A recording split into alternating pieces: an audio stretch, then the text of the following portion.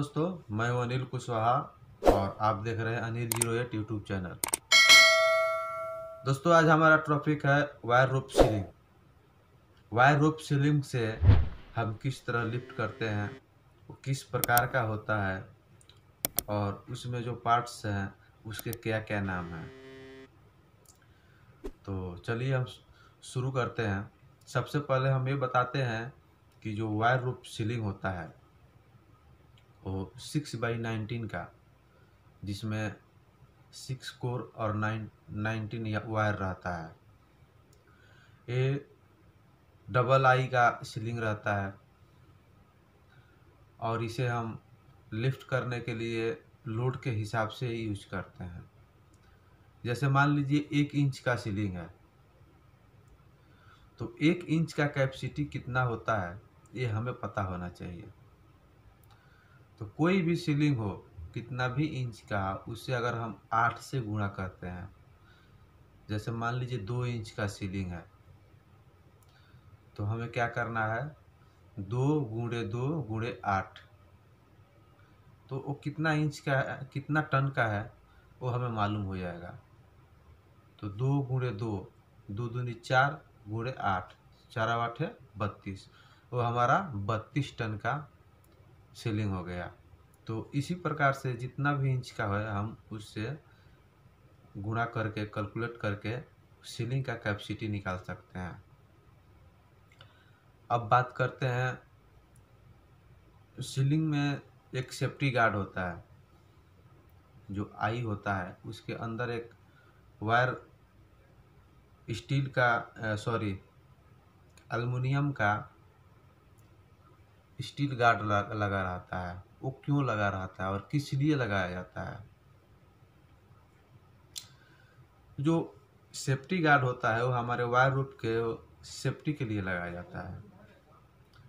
जैसे मान लीजिए हमें कहीं जो चोकर हिच है, हमें चोकर हिच लगाना है और डिसाइकल नहीं है, डायरेक्ट हम लगा दिए, तो वो वहाँ पे क्या है, वायर रोप को सेफ रखता है। इसलिए हम जो है वायर रोप सीलिंग के जो आई होता है उसमें सेफ्टी गार्ड लगाते हैं। दूसरा होता है, आप देखे होंगे दोनों साइड एल्युमिनियम का ही, जहाँ पे वायर रोप का ज्वाइंट होता है, वायर सीलिंग का ज्वाइंट होता है, वहाँ पे एल्युमिनियम का लगा रहता है, इतना करीब 100 mm का, 3-3 इंच का। उसे हम थिम्मल और पोरुल कहते हैं। उसका जो नाम है वो थिम्मल और पोरुल नाम है।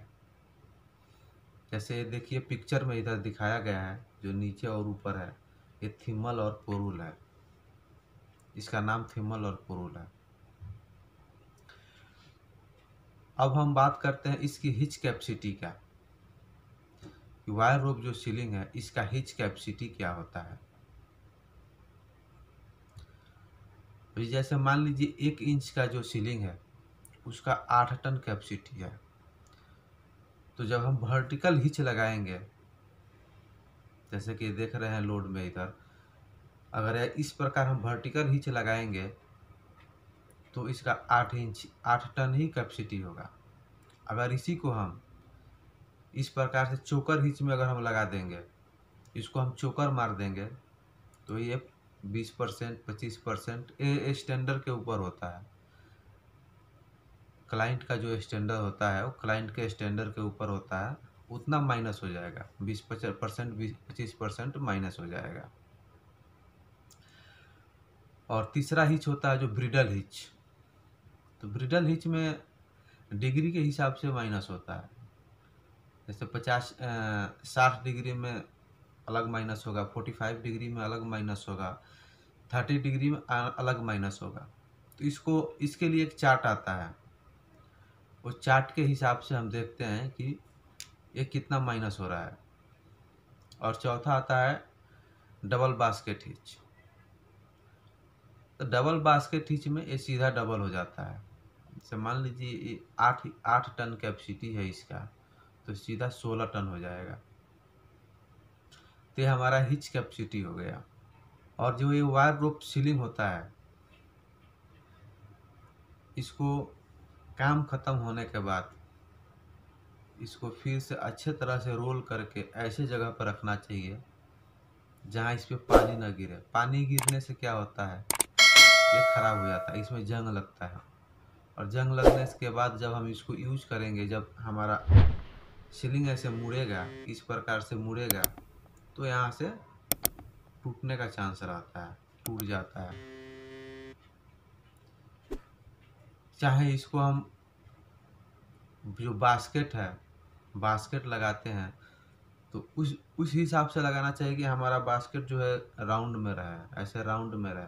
नहीं तो इस प्रकार से जब मुड़ेगा एकदम एक ज़्यादा, अगर राउंड से ज़्यादा मुड़ेगा तो वहाँ से वो बेंड हो जाएगा, तो वो भी डैमेज हो वो डैमेज हो जाएगा वायर सीलिंग, फिर हम दोबारा उसको यूज नहीं कर सकते।